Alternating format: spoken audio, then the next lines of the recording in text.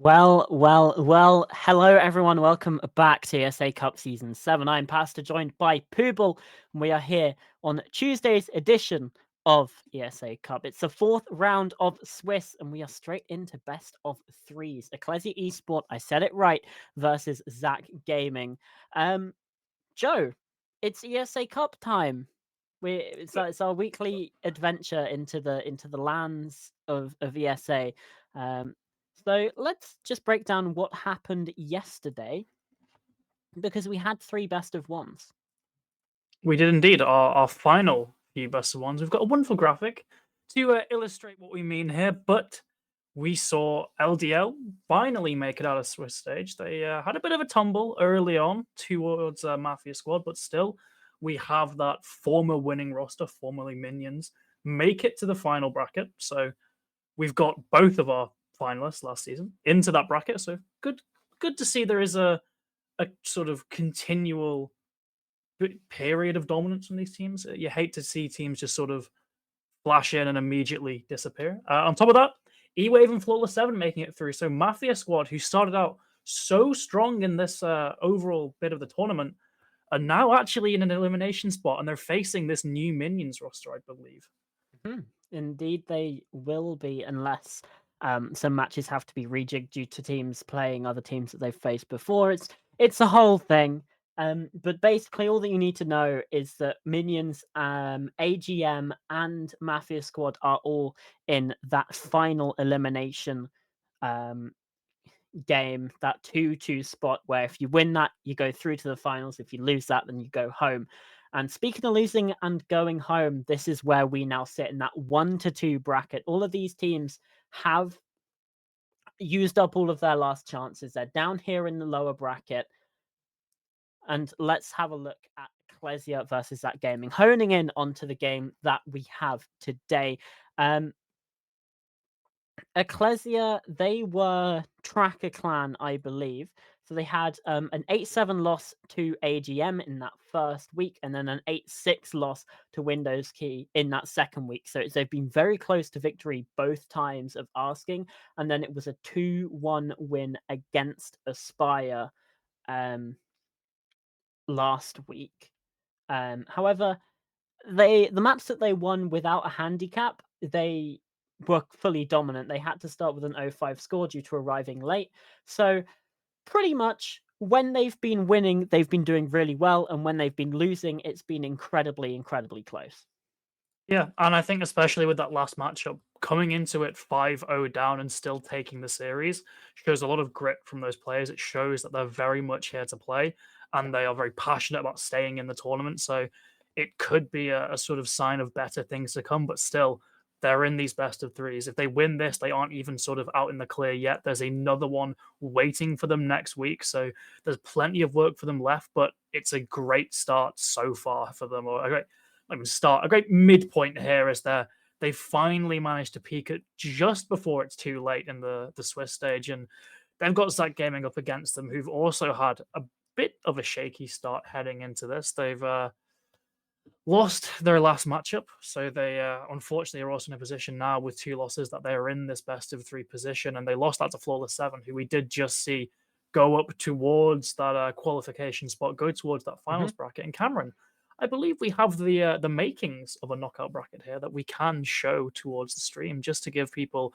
a brief idea, as we do have, I believe, some teams locked in already. Yeah. Flawless 7 versus E-Wave locked in here, with those three other teams also making their mark in this bracket. Yeah, absolutely. So we said a lot about Flawless 7. There they are again in that match against E-Wave. Obviously, the other teams are still yet to be decided, and they will be decided next week in terms of those 2-2 elimination or promotion games. That's where it really comes to a head. Obviously, these teams, especially Eclezya, they were down to the 0-2 bracket.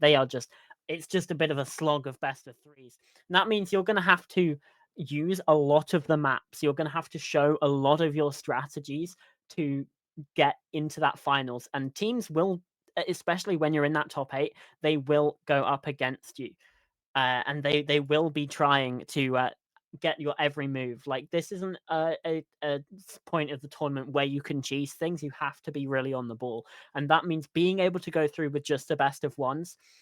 It gives you such a massive advantage in terms of just hiding your strategies. It makes it more difficult for teams to prep against you. Yeah, and thinking of maps, I think we can just get into this map video because we've seen it and we're quite excited. We're not just I'm seeing very that same excited. old sort of Oregon club, chalet, or border or cafe. Instead, Sky, Nighthaven, and we've got to get a bit of normalcy at the end clubhouse, but still two very sort of out there picks to start things off. And this is good for us, kind of bad for these teams, you've got to think, because we were talking about hiding map pools, and Yeah. maybe these teams wanted to hide some strats on Sky, wanted to hide some strats for Labs heading in to that final sort of knockouts bracket, but instead they're having to sort of show their cards early here. So this could be a huge disadvantage for these teams because they've managed to get into this best of three scenario. Yeah, absolutely. I'm just having a look at the maps that these teams have lost on. So Zach Gaming, they actually beat Minions on Oregon. I remember we casted that one. Um, they had a round advantage, and they also had Minions playing a 4 versus 5. However, a win against Minions was still pretty good. After that, they've had a bit of a losing streak on Border and now on Clubhouse. So that being the decider, little bit risky for Zach Gaming. If it's in my opinion, they have to win this in two, I think. Because Hmm. they just lost 7-3 on Clubhouse. Meanwhile, in the decider of Eclezya's previous series, they won 7-1, including a 6-0 defensive half. Obviously, they're against different teams. Flawless 7 have made it into that finals already. So it's a little bit less like cut and dry, but Clubhouse being the decider worries me for Zach Gaming a little bit. Yeah, it does seem like Zach Gaming certainly doesn't quite have as much of those fundamentals sort of at peak performance as something like Eclezya does. So, yeah, when we get to a very default map like Club, we could start to see the flaws going. But for Sky and Nighthaven, it really is just sort of a complete toss up for these teams. Eclezya and before that, formerly Tracker Clan, in looking just purely at our first map of the day, Skyscraper. As Eclezya, 0-1. As Tracker Clan, they are 2-3. Or so it's not looking good. 2-4 for that side. So immediately that gives Zach Gaming somewhat of a chance heading into this. They Yep. have only played it twice, and it's a dead even 1-all. Heading on to Labs, really, we're lacking in any real information here. As far as I can see on Wikipedia, they haven't played Labs at all, which is by no means uncommon for sort of lower tier teams. They just don't want to touch that map with a Even sort of higher tier meter teams. stick. Yeah, it's just a very strange, different map. And if you aren't competent at attacking, especially, you will get just completely destroyed there. It's not uncommon to see 5-1, 6-0 halves, and the match is essentially lost by round 6 for some of these teams starting on attack. So it's a big risk. Yeah. And I do not know if it's going to pay off. Well, absolutely. Let's have a look at where you guys at home thought this match was going to go. Obviously, this was the before the map veto was known, and so were our talent predictions as well. You can see it's an even 50-50 split. So if we have a look at the talent predictions, again, this was before the map veto was known. I feel like it's going to be pretty split again. Yeah, I went with Zach Gaming, as did Max and the Hot Nicks. We've got Voight, Freddy, and Yujo on the Eclezya train, Naj and Sticky as well. So again, it's as 50-50 as you can get with an odd number of talent. Yeah, This game is very up in the air. That's like it's very difficult to call. I think either Zach Gaming wins it in 2 or Eclezya wins it in 3, just because Clubhouse is that decider. But obviously, again, those predictions were before we had the veto. It's a very tough one to call. yeah. I'm gonna be honest. I can't remember why I picked Ecclesia. I think I just had to rush a prediction out so our producer Voight wouldn't shout at us. But I picked Ecclesia, so I Incredible. guess I've got to stand by it now. I suppose as they were a Tracker Clan, they did top that group, which Mm. included MVG and MDF, two very notable teams. So they definitely had a very decent start heading into this, but kind of petered off since then. As we're heading into this first map, it is going to be Skyscraper, and unfortunately, as you might have heard there, we already have a bit of a disconnect. Yeah, I'm assuming it'll get sorted out and Usually everything does. goes pretty smoothly. Nock being the first one banned away then, not necessarily a surprise. Obviously, grenades have had that massive nerf coming into the new season, which is going to be an interesting way to see how this plays out, because again, they are a very pivotal part of attacks, and Ying being banned as well, she's the most banned attacker for a reason. Nothing too surprising. As you can see, Karma's rejoined the lobby, all is well. Hooray, yep. Ying getting banned especially. We've harped on about it. Just more often than not, this operator is banned. It's so incredibly frustrating for these defensive teams, and as is Solace for the attack, another operator that we just barely even see. It just really the epitome of power creep. Solace, not nerfed in over a year now, continuing to just tear up this entire game apart at all levels of play, seemingly from right at the top down to just ranked lobbies. This operator has so much they can do. They have a good gun. Oh, And then we have Capcan, and I guess Skyscraper. There's a lot of rooms, and there's a lot of sort of straight lines of sight where you're going through doorways, and you might not realize it. So there is, I guess, an argument to be made there, but in such a defender-sided meta, when you have operators like Valkyrie, like Azami, just tearing through things, maybe that ban would be better spent on an operator that's more conventionally powerful than something that's more annoying, like a Capcan. Seems like Eclezya is all about the annoying, though. They've brought along a Thorn, which is not really annoying for the attack, but annoying for Joe especially. We've stated our opinions on Thorn in the past, Joe. I don't understand why teams pick Thorn. Like, we've said it before, sure, she's got a shield, her gun's pretty good, but the gadget's just pants. Yeah, and again, I have to look at this ban phase. You've banned out Capcan. You yourselves, as Eclezya, ban out Capcan, meaning Azami's on the board. Sure, Thorn has one shield, Azami can place like 5. I'm sure they can be melee as well. But yeah, there's so many other operators you could pick here, but Eden stuck with it. So we're going to have to see how it plays out, as we're getting a very cautious approach from Zach Gaming to start off this round. You know, nothing really too strange, too out there. Teams don't want to start off on a particularly bad foot by getting a crucial player taken out early, so it's going to be very cautious, but this defense is just as cautious. Look, they're already sort of leaving this eastern side of the map, when usually Skyscraper would be a map where you see very extended range, Cameron. Yeah, absolutely. It means that Zach Gaming are able to enter this eastern side for free. Karma's already inside a terrace, has eyes on towards that geisha area. Eden is here with that shield on the Thorn, as we've pointed out. But there's so much map control afforded for this attack straight away already. And we can see the Jackal of Blasari being put to good use. Just spotting out that defender behind the shield. They've spotted out the magnet on that door as well. So they're not going to be trying to get this utility through there just yet. Good use of the Flores as well from Risk to take down some of that deployable shield. So defensive utility from the side of Eclezya now being cut down, and Atto is going to get taken down. Not before Yasko can find Risk, so it's a direct trade 4 versus 4, and Yuri's found a second. Zach Gaming in the lead, but Jawa just as quickly gets taken out by Akka. 3 versus 3, Joe.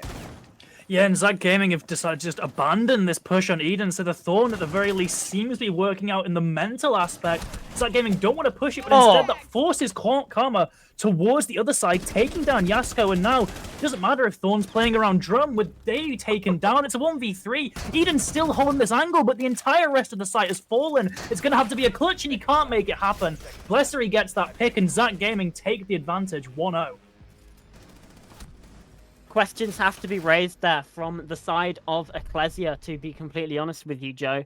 They didn't extend over to the eastern side. They brought along a Thorn and a Jaeger as well, when you already have a Wamai. Like, surely one of those isn't necessary, especially as we saw they were able to just sort of use Flores drones and use all of the map control that they gained early on to just completely bypass the setup that this defensive brought, and they've got the exact same lineup again.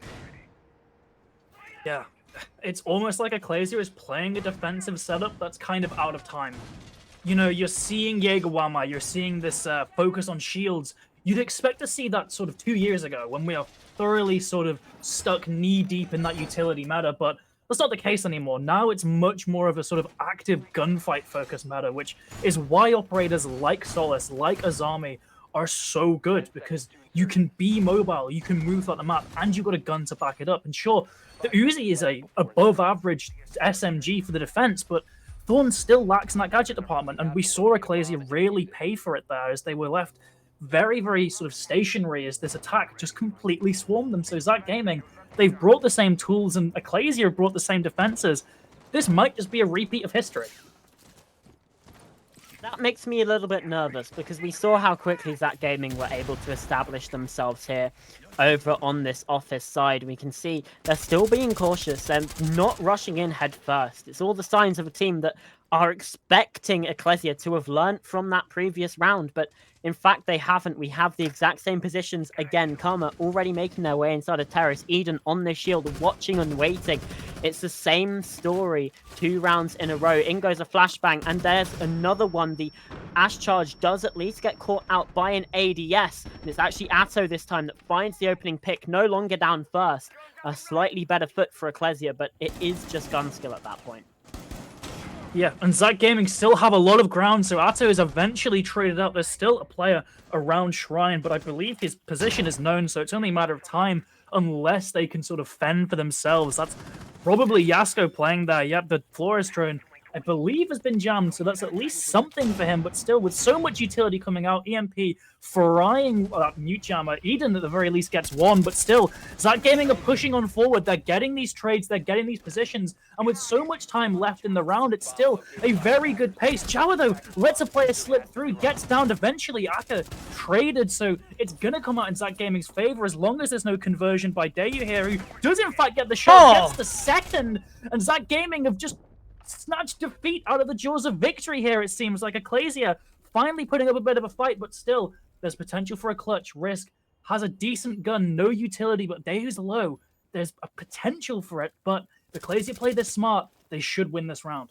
Risk is so low as well, just a single breath and he will be gone. And indeed he is. Dayu there with the final kill. It's a headshot anyway, didn't matter because of the low health, but it's always nice just to make sure that they're dead.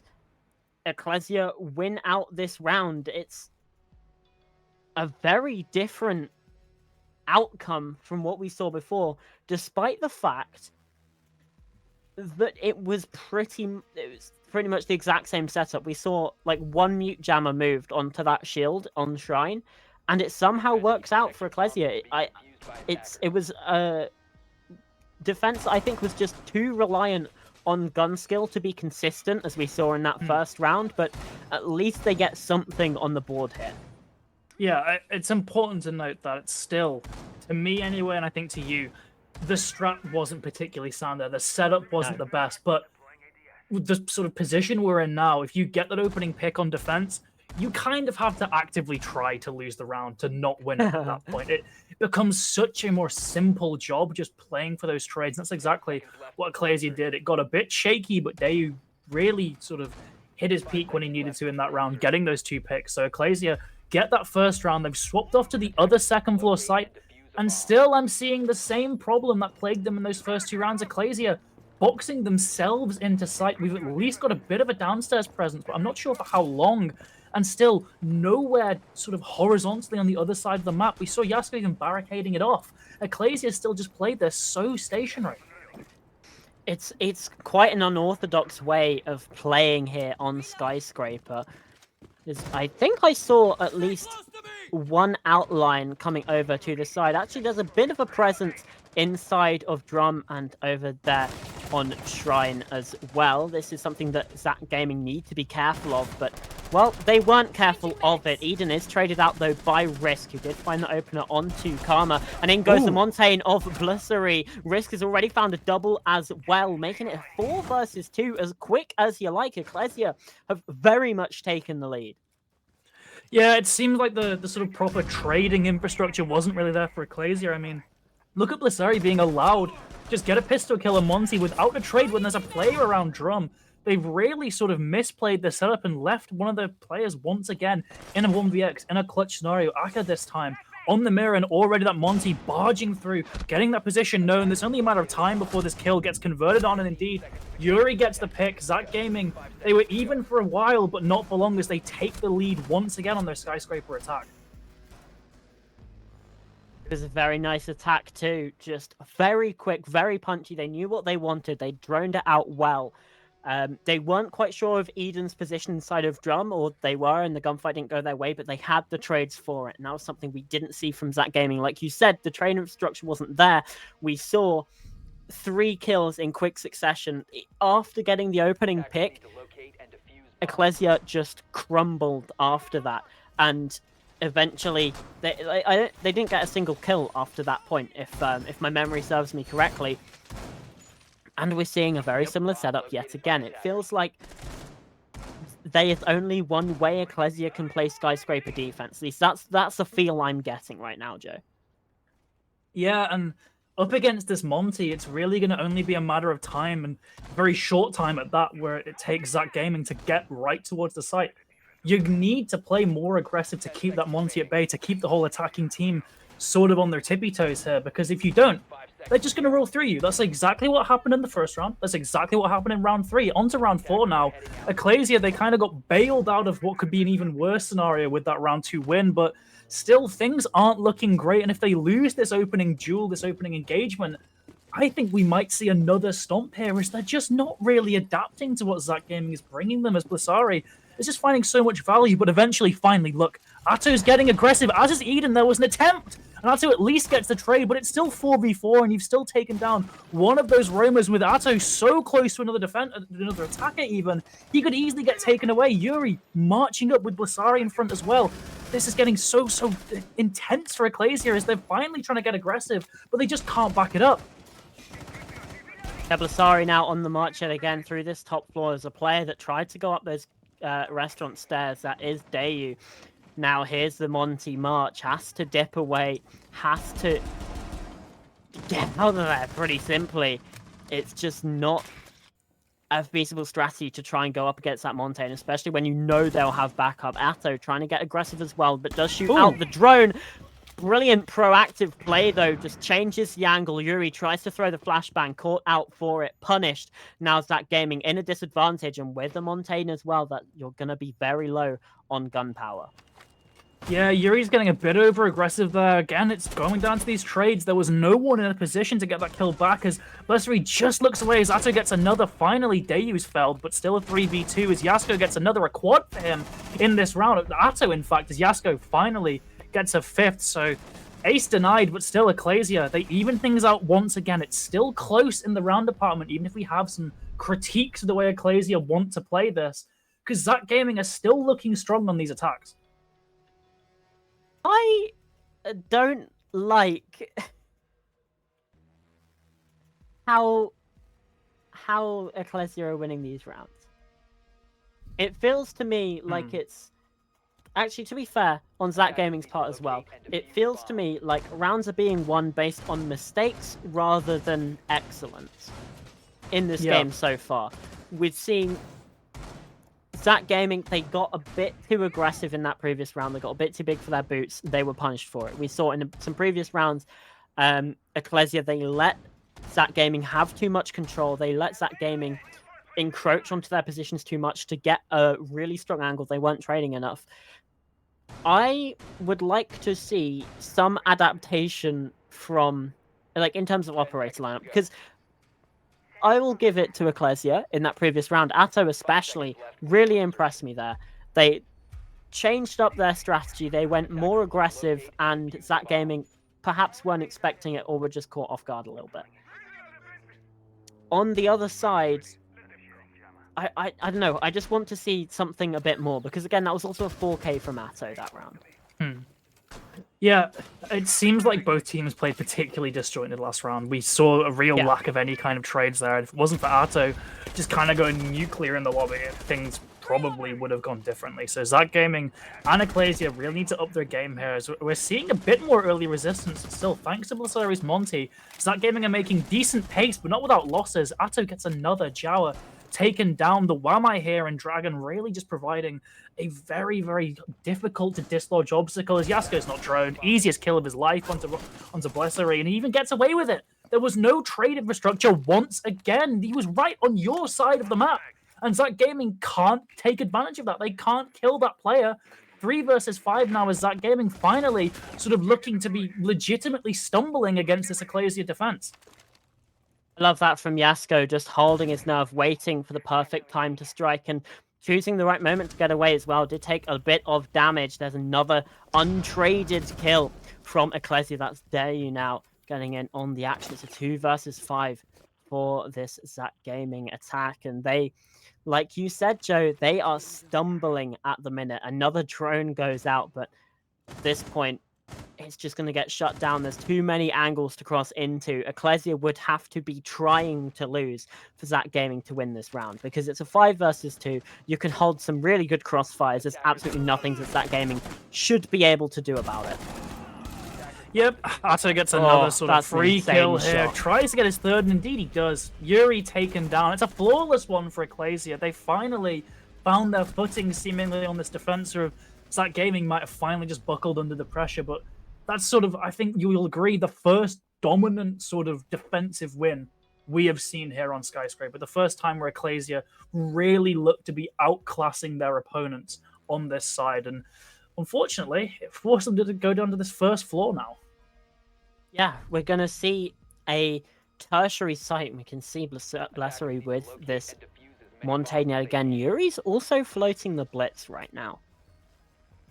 Ooh. So we might see something very fast, very punchy. And actually, they've gone down to Bedroom, Joe. Now, this is definitely not typical for Skyscraper when you're going into a tertiary bomb site.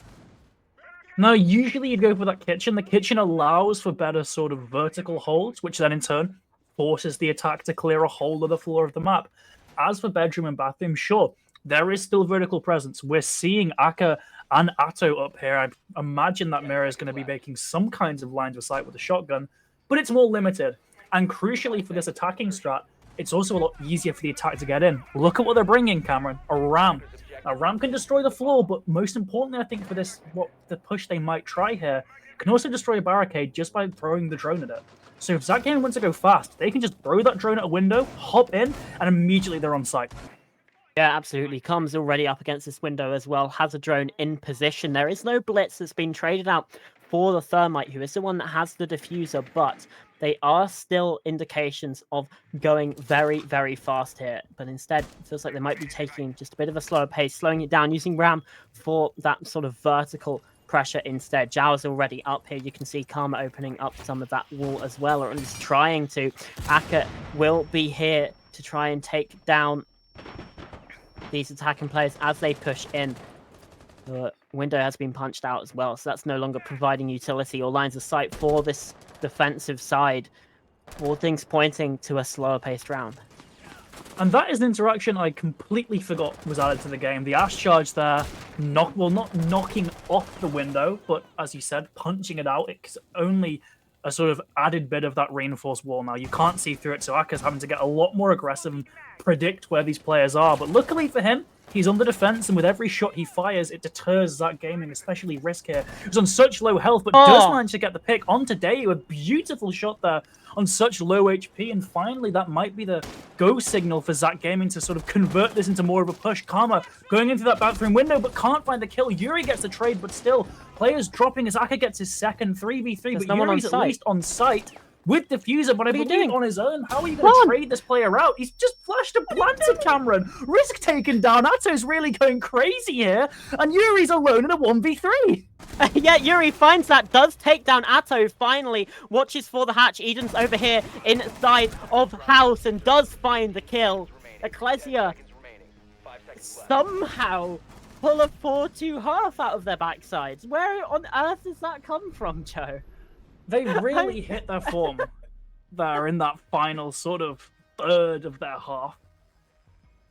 I wouldn't expect it. From the tone of your voice, you probably didn't expect it either, but still, 4-2. Luckily for Zack Gaming, if we are we're going to our sort of stats nerds persona here. Skyscraper does favor defense in a kind of 60-30 split. So Zach Gaming aren't out of it yet, but Eclezya, they've got to be on a bit of a high right now, right? They've won those last 2 rounds in a row. They've won them in really quite convincing fashion on top of that.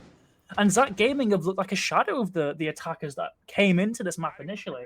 So Eclezya probably do sort of definitively come out of that half on top here, as Zach Gaming are really going to have to start to fight from below. Luckily for them, again, the stats favor the defense here, but still, Eclezya look damn good there, especially those players like Atto, 10-4 after 6 rounds. Incredible play from him. And he might just keep the ball rolling as he's on that entry, on that Ash here. So Zach Gaming have really sort of got a primary target that they need to neutralize on their defense. Absolutely. 3 rounds in a row leaves Eclezya looking pretty top-notch, especially, as you said, 4-2 favors... Skyscraper favors the defense, but Zach Gaming honestly probably should have got more rounds than. The fact they only got 2 is that they might be feeling like... They might also be feeling like they should have got more rounds, and that can be a dangerous mentality to be in. They are extending a lot further out than we saw from Eclezya. This is more of a standard sort of setup, although we are seeing that Thorn yet again. This time, Eclezya choosing to bring Thinkers, you've got Sledge, and you've also got Gridlock as well. So 6 grenades after their nerf. It's still useful utility, but you're not really going to be able to get kills with it anymore. Yeah, I mean, it still has its use, though, as you said. Yuri on that Goyo, that's a lot of utility you'd ideally like to burn yourself, so there's potential targets there. The 2 shields being brought on top of that by the Thorn and the Frost also add to that list of things to do with those grenades. But yeah, the killing potential is really sort of been muted after this nerf, but still, Atto's not had nades for 6 rounds and still put up double digits, so he doesn't really need them here on that Ash. So there's easily potential for Eclezya to really just keep the ball rolling here, as Risk is playing below, and I'm not sure if they've droned him out. There's certainly a drone buzzing around down there, but if he goes unspotted, eventually Zach or Eclezya even will be forced to take attention away from their flank, as they have to push to the site. Only 90 seconds remaining, so they're going to have to start making some pretty difficult decisions, but a lot of that pressure will be alleviated if Atto can get this opening pick. Absolutely. We saw the swing from Karma getting a little bit aggressive and nearly was caught out, and also nearly got the kill the other way. We can see those Razor Blooms as well going off. Yasko is watching for this flank, but with only 60 seconds, something needs to happen now. There goes the Vulcan canister. That's going to block them off for 20 seconds, and Yuri holds a very long angle. Nearly finds a kill as well. Takes a drop down below. A lot of downstairs presence for the defense. At least 2 players, possibly even 3.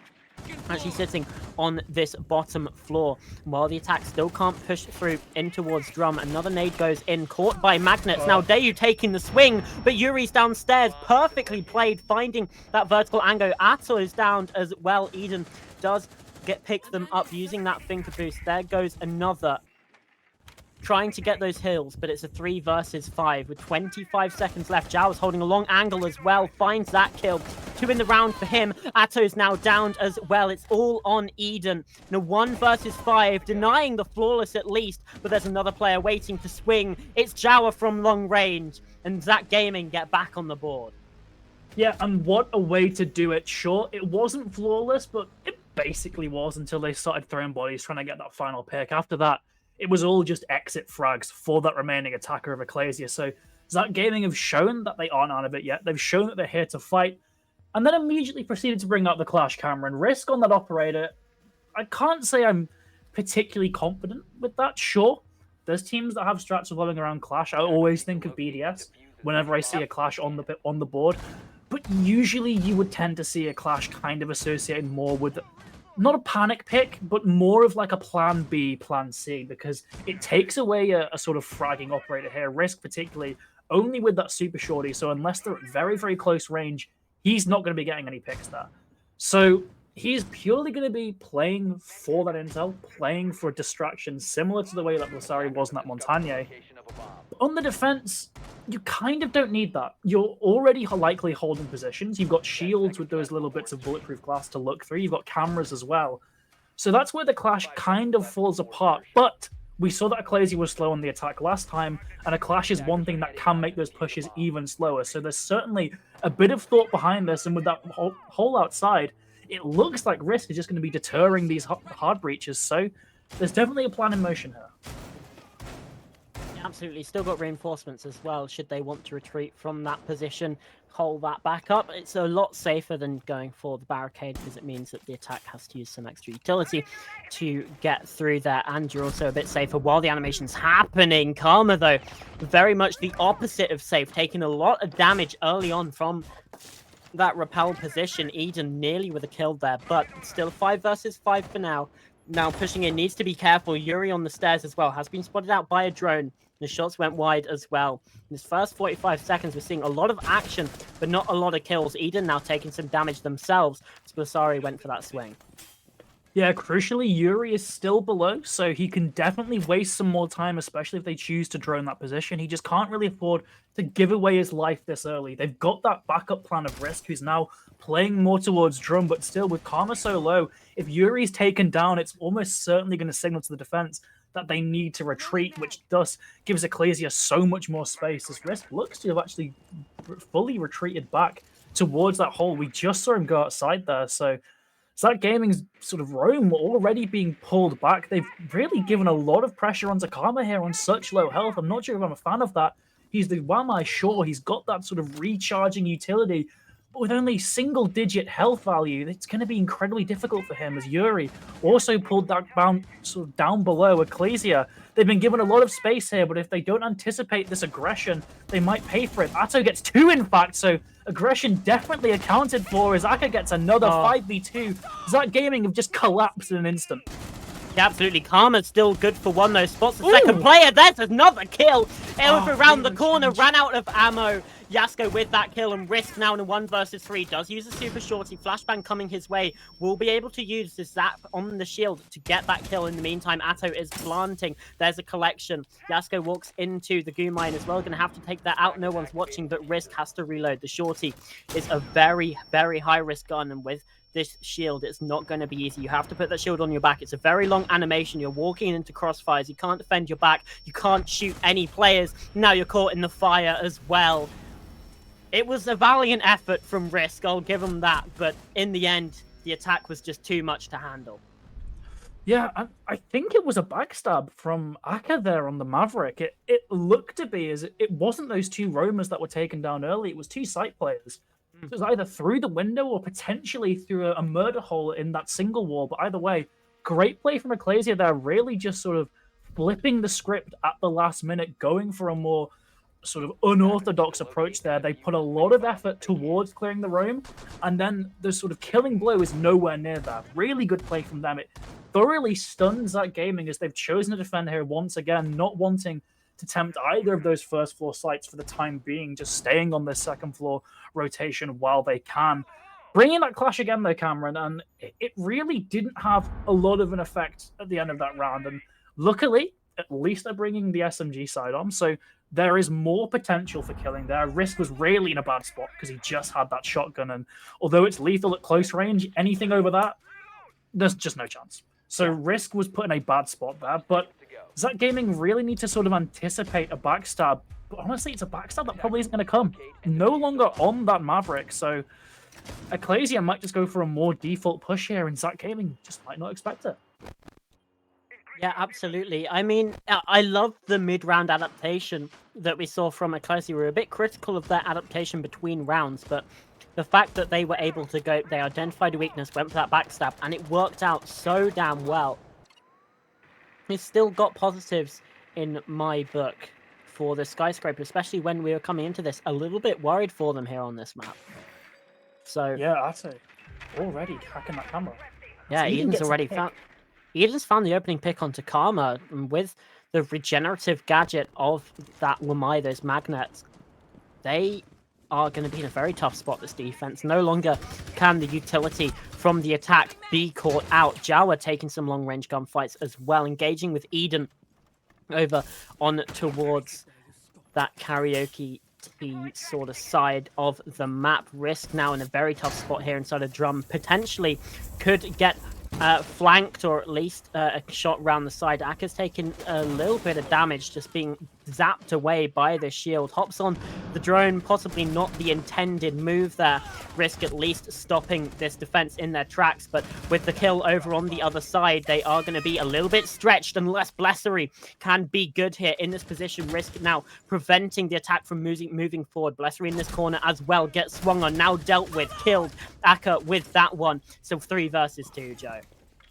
Yeah, Blessery's got a bit too comfortable in that spot, but the intel was surely relayed after he got that pick, and unfortunately for him, just instantly pre-fired, taken out of there. Risk and Yuri, not quite the 1vx that Risk was in last time, but still very difficult as the defense only have one primary weapon on the board now. Yuri at least has a great chance to hide behind with that gridlock charge coming out.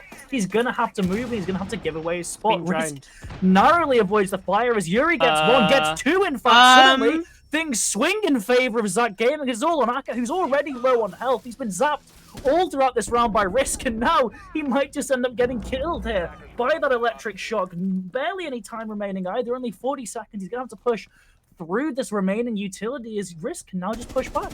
Yuri's there as well. Zach Gaming, they might have just pulled this one off, Cameron. Somehow they might just, in his last 30 seconds, Yuri proned, Aka taking so much damage, and it's the shield to do it. Risk living up to his name, I guess. Clash, very risky pick, but this time it works out for them. They weren't caught off guard this time. Some great position, especially from Blessery, to find some trades, to get some kills. Crucially, they didn't let it get too out of hand. And that's another round for them. They can go back to Karaoke Tea, where they were successful the first time. Brings us back to 5-5 and potentially setting up for an overtime, Joe.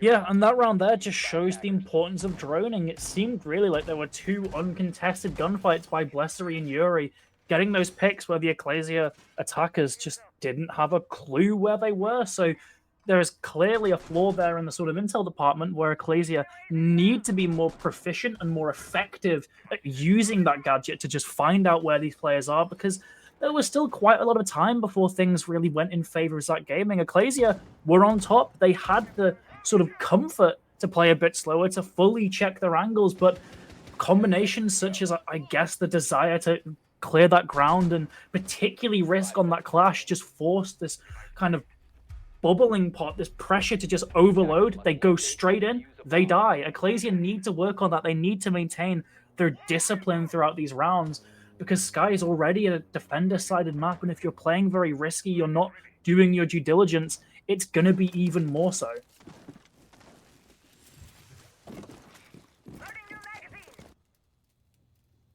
Let's see how Eclezya set up for this one then. Sending these drones on through. Karma trying to deal with one. A second drone has got by. Risk is over here inside of VIP as well. Does deal with those drones. Karma as well. Now spotting that information being fed to the attack. Takes him down, but so much damage dealt just through the wall or a barricade there. Down to about 20 HP. It's a very dangerous area of the map to play, especially on a Karaoke Tea defense. Suddenly, are these charges going to be removed? Yes, that first one is. Yasko can now open up this wall, get some more lines of sight for the attack, and make things a little bit easier for this Eclezya side to actually make an entrance into the bomb site, or into the building even.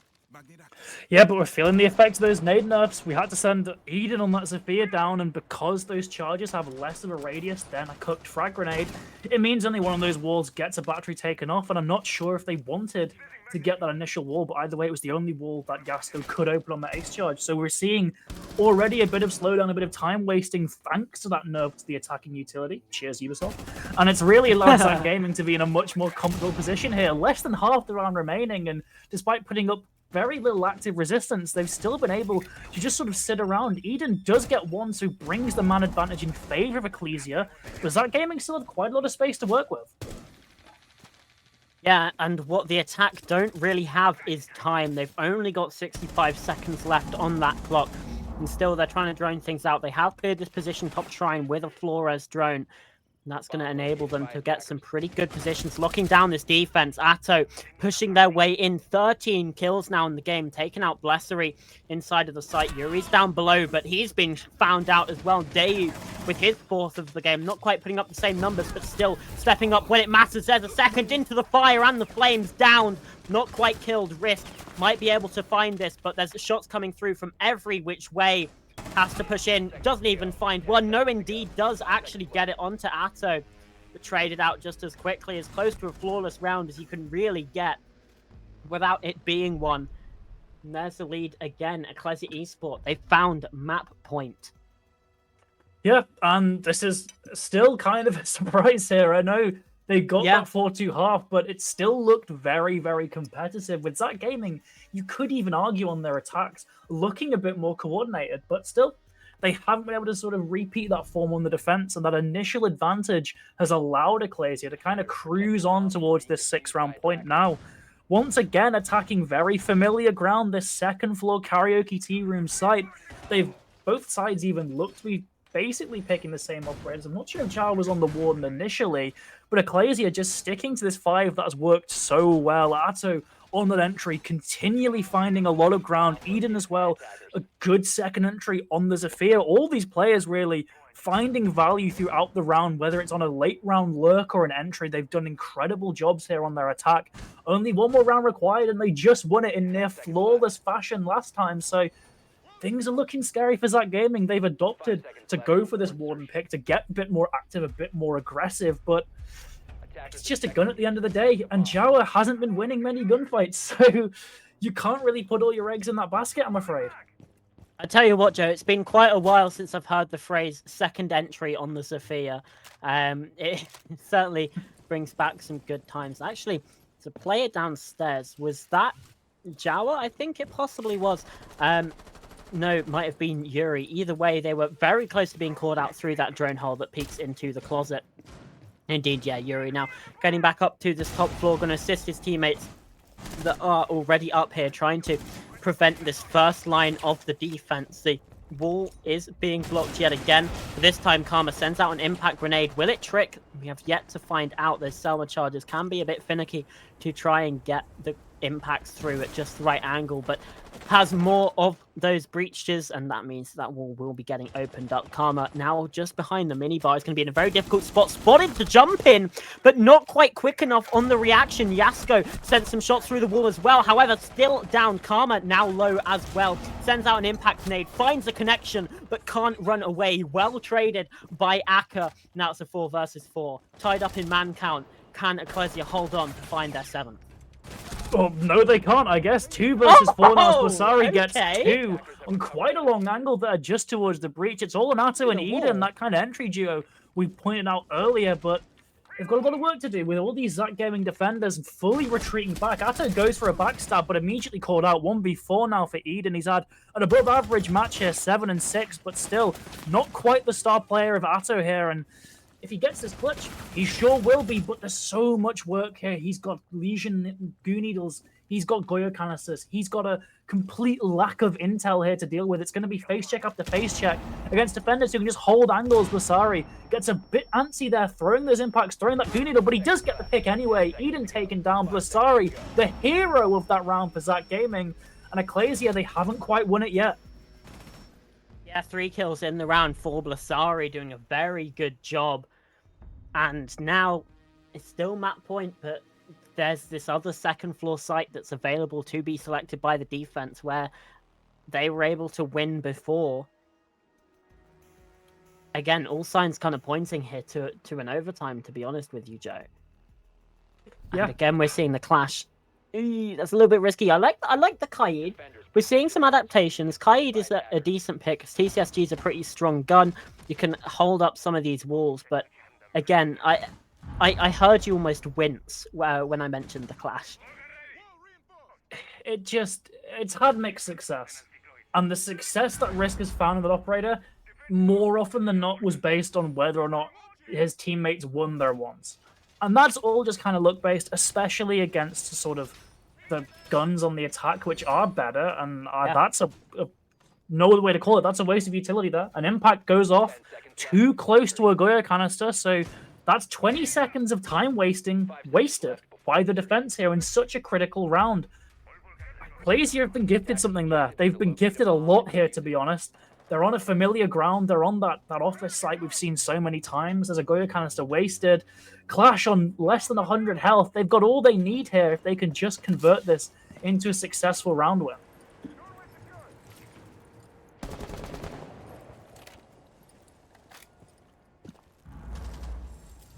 Here we go into potentially the final round of this game. Yasko with that breach on towards that geisha wall, and that will open up in towards drum as well, just placed right to the side of that wall. The breach radius is enough that you can get these angles in through now.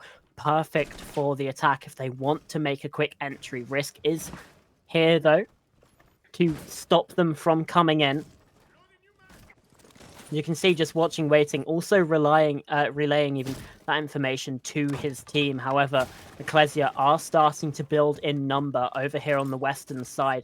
They have the utility that they need to try and dislodge this clash, to try and really open up into drum. There's no defenders inside a shrine. There's no defenders inside a tea room. There's no defenders inside a karaoke.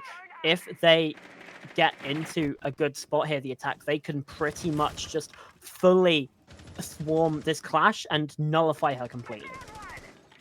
Yeah, Karma drops down, which is a risky play. Last time we saw Zach Gaming defenders on that ground floor, they were called out by these Eclezya attackers, but in fairness, Eclezya seem to be much more focused on this top floor now. Karma, there's definitely the possibility for a flank here as Aka isn't really paying attention to his right. Sure, those gridlock track stingers are there, but if you want to tank that damage, you make minimal sound going up, so that could definitely be the play later on here. Still, Aka's already managed to push pretty far up. He's in drum. Risk has been forced all the way at the back corner of Dragon here, as Eclezya are just slowly pushing forward. Blasari and Eden just exchanging single shots here as another Gridlock canister tries to dislodge this clash. As Yasko gets one, but Karma gets two. 3v4 as Zach Gaming are desperately looking to stay into things. Oh, Karma gets Karma. a third. Might even get a fourth here. I was worried that for a second that Dayu might be able to, might be willing to take that swing, but no, it's going to be Yuri with a kill instead. Dayu now under the influence here of the clash, and Karma from downstairs, 4 in the round, and that pushes us, Joe, to overtime. Incredible. Fantastic play there from the Wamai. Just a late flank on top of that, anticipating the response, anticipating the attempt at a trade, just completely wipes the floor with Zach Gaming there. And as he said, brings him to overtime. This time it's Zach Gaming entering this next portion of the match on a bit of a high, 2 rounds in a row, I believe. So the roles are kind of reversed. We saw how well Eclezya did at the start of their second half after going through that sort of the horrors of the first part of the match in those final 2 or 3 rounds of their half, really saving things. We could see a similar effect with Zach Gaming here, as now they've brought out the 2-round, the newest operator in the game, defender with a DMR, so fragging potential is definitely there. On top of that, you've got that stall potential too with the freeze canisters. Bandit being brought, we could be seeing some kind of trick, but from how far away Blasari is from the site, as well as Jawa, I'm potentially thinking they're going to be playing more isolated. This operator being brought as more of a fragger, has that nitro cell as well. Risk is still in the clash though, and as we said, clash has seen mixed results. Granted, Karma did a lot of good with that distraction previously, but we've also seen it kind of crumble away. So there are still flaws in this defensive setup, but I do like the inclusion of the new operator. Yeah, absolutely. Just provide something that the attack might not be waiting for or ready for, and they certainly weren't ready for that. We've seen a lot of the time these defenses, they've been sitting back, they've been letting the attack get the first move. This time Yuri says absolutely none of that. I'm sticking my head out of a window and I'm getting the first kill. Eden's gone down on the Ash, and that's certainly not the worst operator to lose, but still not great. And here's that tuber round. Now Risk as well. The air jab goes off. Yuri is caught on the trade, but Yasko is now in a very tricky spot. Karma tries to take the swing, taken down very, very low. The attack have the advantage for now. It's a very scrappy first 40 seconds, Joe. Yeah, I don't think the thermite charge actually survived that interaction either, so Yasko is going to have to either reattempt or watch his friend get blown up, which really wasn't one of the starting options, but he's going to have to try and go there again, or just die. Blessery with the DMR gets that pick. 1v4 now. Dayu, it's all on him, and he's just given up. He's having a nice little stroll around the top of this skyscraper, taking in the views, because there's nothing he can do here. On the Maverick, 2 flashbangs to his name, all 5 charges from the canister at least, but not even an attempt, just a timeout here. 1 minute and 40 for Eclezya to talk things through and see how they can stop victory from slipping through their fingers. Yeah, Zach Gaming, as they picked the map and Eclezya picked the starting side, they were able to choose what side they started on here in overtime, and obviously they picked the defense, and obviously that's going to play into their advantage, and indeed it has. Look at this, 1 versus 4 now. Dayu pushing their way in. I have to say, I'm very impressed by Blessery, not just in that round, but in this entire game so far. He's been doing so well in terms of gunfights. Okay, I maybe just cursed him there because he does just lose that one, but he's done very, very well taking gunfights at mostly opportune moments. And it's been working out really, really well for Zach Gaming when he's firing on all cylinders. We saw a couple rounds now where he has been the saving grace for his team. And as Dayu just tries to get some exit frags here, now down to 20 HP. Risk is now here as well. Going to be taking some of this damage. He's gone for the 360. Pure BM on display. The SPSMG shuts down this round. Zach Gaming have map point, Joe. And 3 rounds in a row. Yeah, maybe that's what we initially anticipated after seeing the first couple of rounds of play, but we definitely didn't expect it in this manner. Already in OT, 7-6 up. Zach Gaming just have to attack here, and their attack started pretty well, and they're certainly on the incline, as you were saying, 3 rounds in a row for them. Eclezya, though, did put up a decent effort in the final few defensive rounds, so it's still by no means a done deal yet. With Blessery going on that shield, it suggests that Zach Gaming are going to have a faster push, and if Eclezya don't have the tools to mitigate that, we could see another instance of Zach Gaming just banging on the doors of sight within the first sort of minute and a half, with the defensive setup really just crumbling too early. Eclezya need to read into this, to read into the same kind of push that Zach Gaming have done consistently now, this time with another shield on their side, as well as a Dakaibi to potentially just make things even more annoying for the defense. We could see an 8-6 here, but Zach Gaming still have to convert this, and when it comes to defense on Skyscraper, that's a lot easier said than done. Potentially the final round here. Zach Gaming, they've got 3 in a row. Can they get 4? That's the question. They'll certainly be hoping so. They don't want to risk another round. But Eclezya aren't on this defense. Eden's very, very aggressive early on here. Opens up that barricade, or at least it was opened up in front of him, but with those track stingers going through, forced to give away his position, forced to rotate away. That could have been a very dangerous open engagement for Zach Gaming, but fortunately for them, they've managed to mitigate that. Yeah, but Blessery's already got boots on the ground. They've already got players towards this black staircase, so already dangerously close to the site, with Jawa as well looking to take this corridor. This sort of 2-pronged convergence here from the attack is really going to see a lot of success if it's not stopped. Jawa crawling in now. Aki gets 1 though. That's Karma taking down the player behind Blessery with a Nitro Cell going on as well. A bit of his health is depleted too. Still looking pretty healthy though, with Risk on the rappel. It looks like all the pieces of this attack are slowly forming together. Risk sees some feet. Gifted an opportunity, but can't quite take it. Yuri taken down as well. Blessery's trying his best as Aka is just taking names at the moment. Eclezya looking to hold on here. Aka hasn't necessarily had the best impact, but stepped up when it mattered. Blessery now with another kill, but Atto is there. Also been having an incredible match now. 15 kills inside of these 14 rounds and still alive to claim even more. That's 2 in a round already for him. Jawa, now the next step up to the plate. 3 players holding a crossfire towards them. Eden sprays some shots across. Blessery noting some positions. Jawa with the shield out as well. They need guns up. They need to take some gunfights. Otherwise, they will not be winning this round. They'll just be sitting, standing, and the time will just tick down. Only 60 seconds left for this attacking side to really make a difference at gaming. If they want to get this game over the line here in round 14, they have to go now. But instead, they're just watching, waiting, hoping Eclezya walk into their lines of sight, hoping Eclezya get too aggressive. Jawa is watching, but there's too many angles against him. Yasko lines up 2 in the end.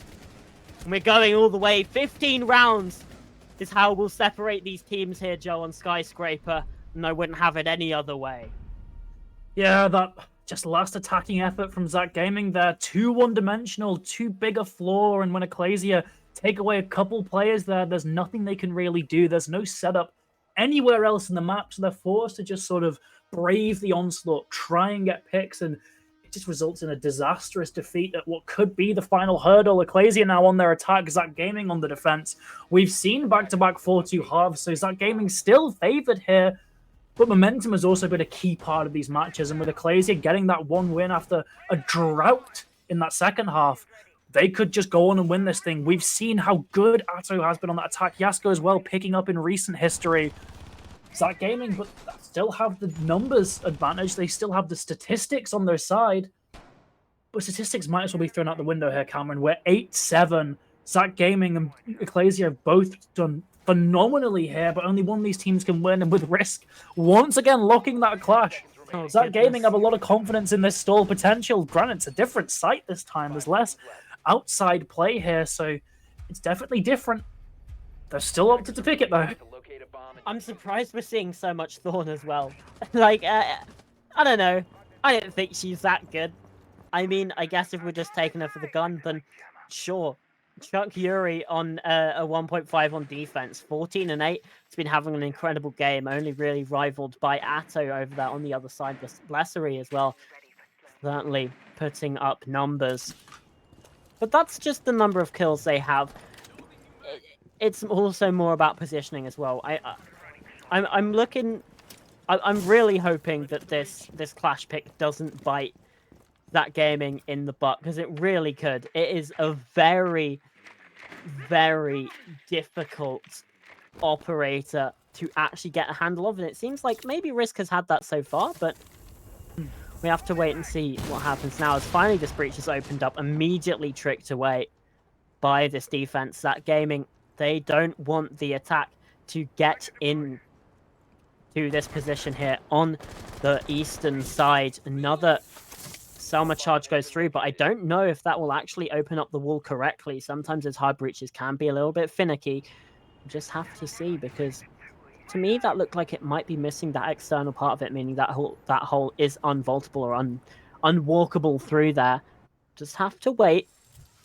Eden now swinging on through as well. F2, you've made comments about that gun as well, Joe. I've made comments about a lot of things, seemingly.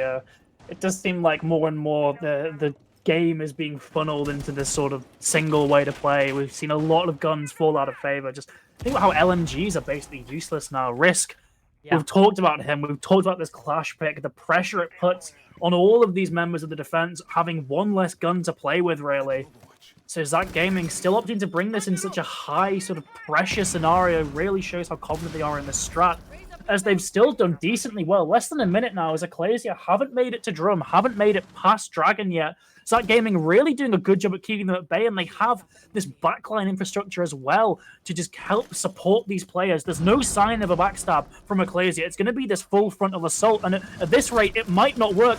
Karma misses his shots, though. Atto gets one. 5v4 Yuri forced to rotate. This could be the opportunity Eclezya need. Yeah, they have the player advantage, and now the defense, they're spread a little bit thinner. We saw some rotations have to come through. Blessery now coming up these restaurant stairs as well to assist his side. Can no longer sit downstairs and wait for a drop down to come. Atto's found a second, having an incredible game and continuing to find that impact, pushing on through now. There's another kill. Blessery finds one, but now in 1 versus 4, he'll have to ace or it's nothing, and it is nothing. Eclezya, it took them 15 rounds, but they came on top here on Skyscraper. Their opponent's map pick, and they take it right from underneath their grasp. 8 rounds to 7, and it sets us up for a very interesting series indeed. 17 kills for Atto as well. They're really continuing to bail his team out of any potentially bad scenarios they found themselves in. Fantastic play from him. Fantastic play from really everyone in that lobby. They all knew their roles properly. They all Yeah. played together, well coordinated by the end of it, even despite our initial criticisms. Fantastic match of Siege there. It's only the first map of the series. Yeah, absolutely. We've got Nighthaven Labs coming up next, Joe, which is, again, it's going to be a game for sure. We don't really have any statistics for these teams. We're a little Mm. bit worried for Eclezya coming into that game. The stats didn't really back them up, but they proved us wrong. Now we come into completely unknown territory. Who do you back going into this one? Because Eclezya picked it, but that means that gaming get to start on the defense, and quite often just starting on defense can mean you just win the map. Yeah, On Nighthaven, that is, not in general. yeah. But we've seen that at all levels of play. We've seen throughout the major, throughout Element 2, throughout sort of Tier 3 tournaments. The only kind of exception for that, I would say, is the NAL. But they played Nighthaven so much, they've eventually kind of been forced to learn how to attack it. But so Yeah. many other times, as you said, the team that starts the attack, unless they're a phenomenal attacking team, I'm talking top 8 in the world, like FaZe Clan, aside from that, you're probably going to lose 4 or 5, maybe 6 rounds at the start. And if you can't really come back from that, 5-1 half down, sure, you're going onto your defense then, but your opponent only needs 2 rounds and things just get easily out of control there. The momentum just keeps on rolling. So I do think we're probably going to see a map 3 here, unless Eclezya can really prove me wrong. Yeah, absolutely. We'll just have to wait and find out. We're going to send it to a break. When we come back, it'll be Nighthaven Labs. See you in a few.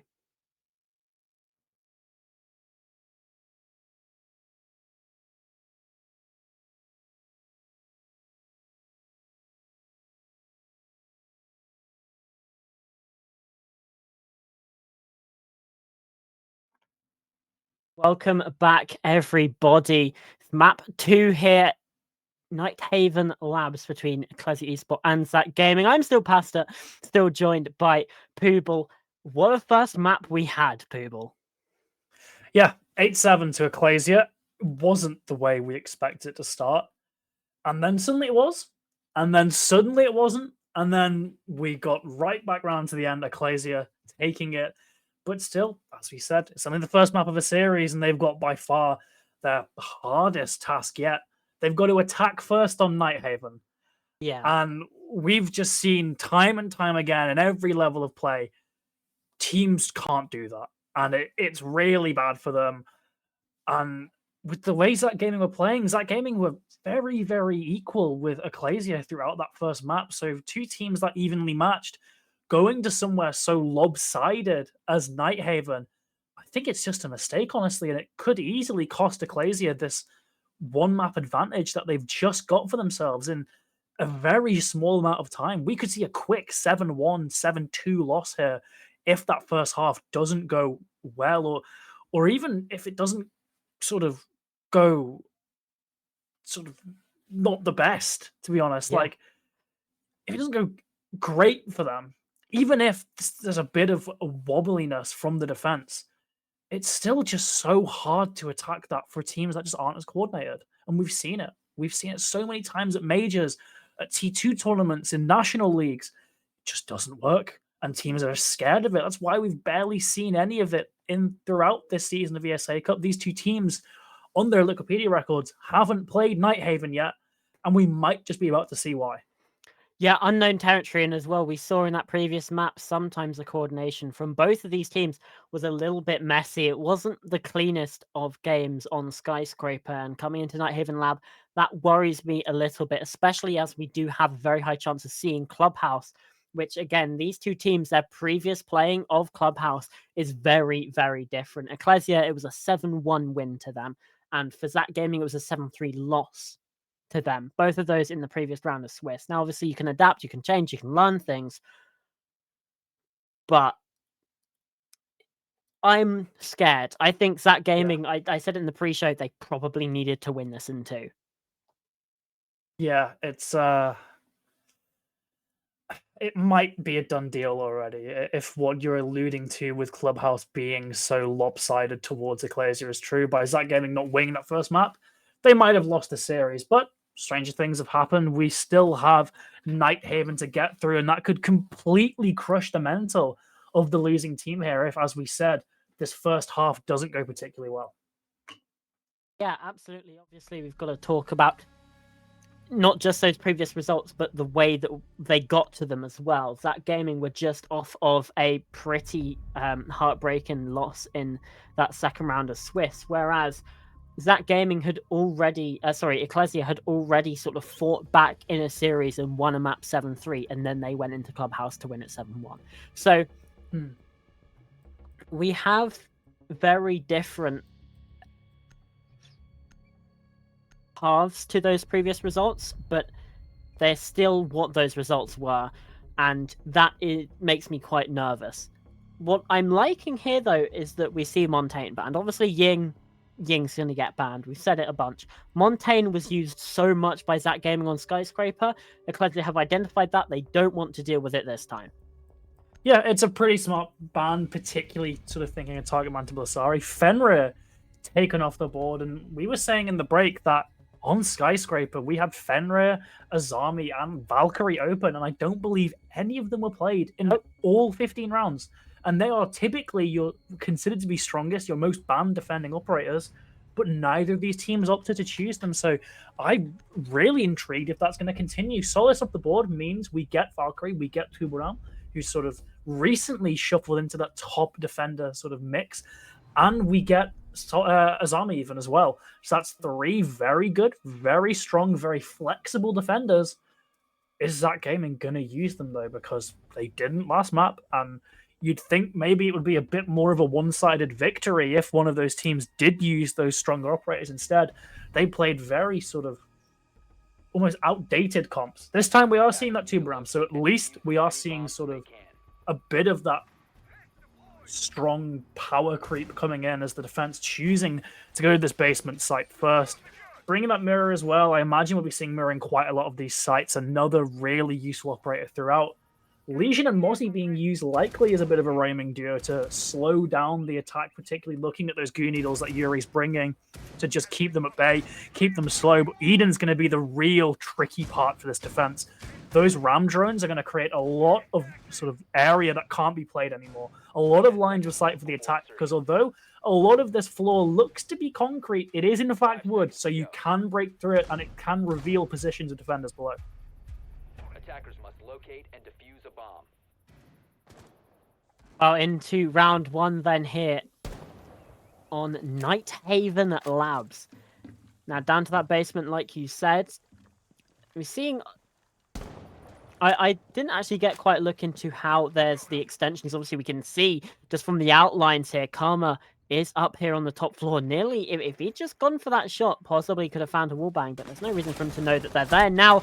Well, certainly that will be the giveaway. The shots come through, and Karma's been taken down very, very low indeed. Atto now trying to find this default camera, still not fully confident on this map yet. Now watching and waiting for this cut-off. Karma now knows his location has been found out as well. Sends over the C4. Atto's just able to get away in time.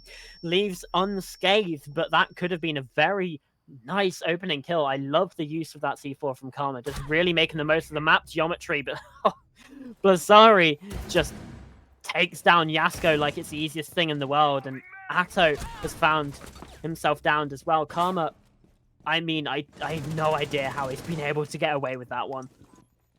Yeah, it's such low health, and yet Atto, who was all the way on full, just can't deal with it. That's how difficult it is to get into the map here on Nighthaven Labs. So finally, Eclezya have a full-on foothold, but it's all the way in kitchen, and there's 3 of them all doing this one-dimensional push now. They've already lost 2 members of the team, so wherever they go, it's going to be pretty predictable and pretty easy to counter just off this man advantage. Blessery still playing around storage, got this DMR in hand, can now put a lot of damage on the attack, but instead wisely chooses just to retreat to get back to site to keep leveraging this man advantage. Eden finally gets a chance to use this gadget, but it's a bit late, honestly. 2 members down. They've lost that well, they've not actually lost any nades because nades really don't play that much of a factor anymore, but they've lost that Yana, so a lot of intel gone, an entry operator gone as well.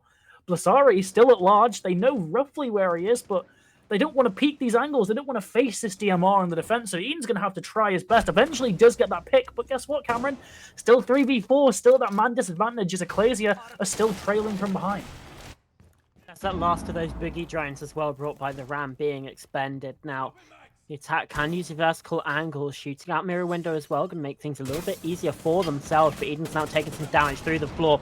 Impact grenade goes up. It's not going to find any damage or really any angles through there either. Just the box is in the way and those vertical beams as well. Aka now going to just drop the hatch quickly, trying to see what he can find. There's no players here inside of EXO to try and take him down. Eden actually finds a second. It's now a 3 versus 3, but there's so little time, only 10 seconds left. Aka doesn't even have the diffuser. It's instead on Dayu, and the defense just cuts him down. That gaming just collapsing there on to these final few attackers from Eclezya, because they just didn't have the time for it, and they didn't even know which one of them had the diffuser. A little bit of miscommunication, a little bit of just the time being wasted there by the defense. It comes out with a win for Zach Gaming. Yeah, and I don't think those are even sort of isolated events either. I think it's pretty clear the pressure caused by the sheer length of time it took for Eclezya to get even a foothold in. It caused the comms to get a bit muddy, especially as they started dropping bodies. It caused these players to be getting a little bit stressed, and all that resulted in when they needed it most, they didn't quite know where their diffuser was. We saw a player try, I think it was Atto, try to get that diffuser down, but he couldn't. He has to rotate. That means that other teammates aren't being covered. They don't know where they really should be. All that chaos, all three of them stuffed out instantly. Zach Gaming, though, did a great job sort of leveraging the inherent advantages of being a defender on Nighthaven there. Getting in early, trying to stop these attackers from even getting in, really using this very oppressive map to their advantage here. And I need that to just keep on happening for them, to be honest. For their sakes, they need to keep getting aggressive early on. They can't afford to play similarly to the way they did on Sky, where they just hid in sight, really boxed themselves in. They need to be getting a bit more out there. They need to be stopping these attackers from getting anywhere close, because if they do that, it's a surefire way to a very good half for them. And a very good half could end up being, well, exactly what they need. Eden just using one of those drones to get on through. Now the Twitch drones can just start to zap away at this utility, and Karma's Mozzie Pests are turning out to be pretty much useless. Like, Twitch has 2 drones in pocket, and there we go. And has the shock drones as well, so she can quite easily waste some of that utility. As we can see, that breach finally opened up, did waste one of those impact EMPs. Now breach is open, getting some intel as well on the downstairs. Moving quite quickly at a decent pace here for Eclezya, and they found the opening pick as well. That's Atto onto Yuri. Good, but immediately traded, and there you're right back to square one. It's not going to make attacking labs any real easier here. You've taken on a mute, basically all set it and forget it utility. Granted, taking out Karma there is a lot better. Those Mozzie drones, if there were any, can't be moved, and no Nitro Cell either. There was risk getting taken down too. Technically a man advantage, now definitely a man advantage for Eclezya, as Zach Gaming have really been forced back here. They're in a lot of uncomfortable spots. Blasari's going to try and get a bit aggressive to even out this man count here. DMR in hand, but he misses the shot. Taken down. The F2 wins against the DMR there as Jawa's forced in the 1v3. Make it a 1v2, but not for long. Yasko takes him down, and Eclezya, they even things up. They shut me up right there, and then they get their first attacking win here, and maybe Nighthaven Labs isn't as lopsided an affair as we first anticipated. Perhaps not, and there's also just the danger of DMRs as well, to be completely honest with you. Like, if you can hit your shots, fantastic, but especially when you're on a controller, you miss one shot and suddenly the panic starts to set in. You're against an automatic rifle that is a bit more sort of spray and pray, if you will. Obviously not to the extent that LMGs are/were, but you're just at a bit of an inherent disadvantage when you're trying to take that gunfight. So, you know, things didn't quite work out for Zach Gaming there in that round. They can, however, just come back up to this top floor, give it another go with a bit of a different lineup. Maybe this one will work out for them. Yeah, no longer picking that mute. They saw how quickly that wall was open, how quickly that utility was kind of nullified by the impact EMPs. Instead, we're seeing the Jaeger being brought out. So that's a bulletproof camera. That's more utility, more intel as well being placed in that little, it's not called connector. Let me just consult the blueprints. It's electrical. So they've got intel on a real kind of hotspot for the attack. A lot of pushes involve a player vaulting in through the electrical window to try and make it into more of a two-pronged push towards servers. So having intel there, it definitely frees up a player, so you don't have to be constantly watching that angle, and it also covers one of your blind spots. So I think it's a good trade there, considering how quickly the mute jammers were dealt with.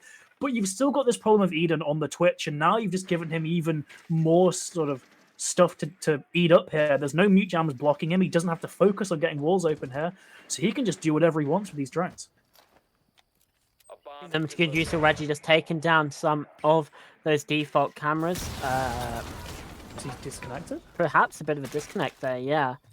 I'm not entirely sure on that situation. We'll have to wait and see, but obviously we're too far in the round now for any sort of rehost or round replay.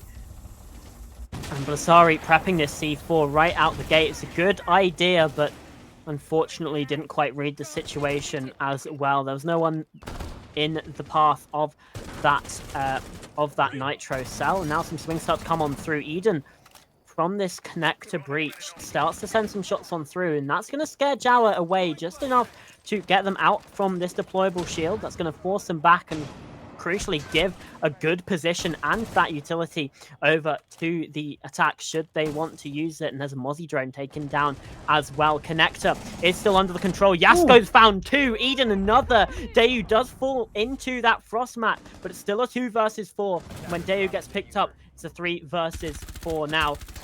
Risk tries to send some shots, indeed does collect on that kill, and suddenly we're in a bit of a better situation for Zach Gaming, not for long. Eclezya, turns out they can attack this top floor, and Joe, they've taken the lead here on Nighthaven Labs' attack. Yeah, and this is kind of the other side of the whole point of you tend to win sort of 5-1 halves by Eclezya just winning 2 rounds on their attack. That really puts them in a great spot heading into that second half. A 4-2 half, despite what it looks like in this level of play, you'd probably say that's pretty good for Nighthaven, just with how partially defender-sided it is. As we're seeing Zach Gaming go back down to the basement, and another blast from the past today, Alibi, an operator who really sort of fell out of meta ever since losing that deployable shield, this time being brought with the proximity alarms. So there's a lot of intel potential for Karma here with those 5 gadgets placed around the map. But yeah, Eclezya really got into a bit of a streak here, and if they win this, bring it to 3 rounds won their attack, suddenly you're looking at this as we could see a 7-2 in Eclezya's favor, to be honest. Because once you can sort of prove that you're winning rounds attacking Nighthaven, that defense, surely, I say, as I'm definitely not cursing Eclezya here, surely your defenses should be a piece of cake, because everything about this map favors that defensive side. So if you're being competitive on your attack, you should be winning this matchup, and Eclezya is already close to that position.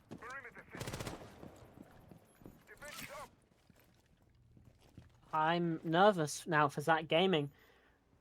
We said, you know, they should probably be winning this in 2. They're starting on the defense here on Nighthaven. We said that Skyscraper looks pretty good for them, but it's just not going their way, and part of that is the work that Eden's been putting in here on this second map. Was the only player with kills in the first round.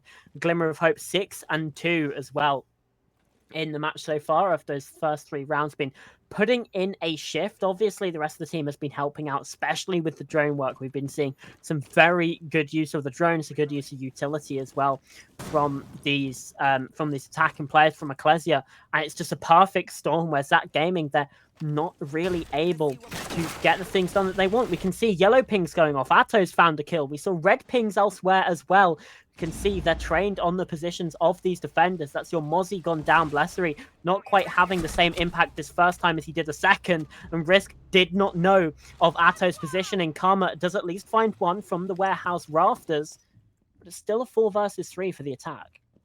I mean, that's just a beautiful clear of the ground floor. Karma as well has managed to do a lot of damage there on the second floor, taking down 2 players from these kind of off angles, really. I was going to really sing the praises of Eclezya, but then they just dropped the ball massively. There's no drone work. None of that same care and finesse they paid for the ground floor sent up to the second floor. So Karma has been allowed to just roam around, get 2 picks, even things out, and now once again you're in this terrifying situation where you're on an even man count attacking Nighthaven.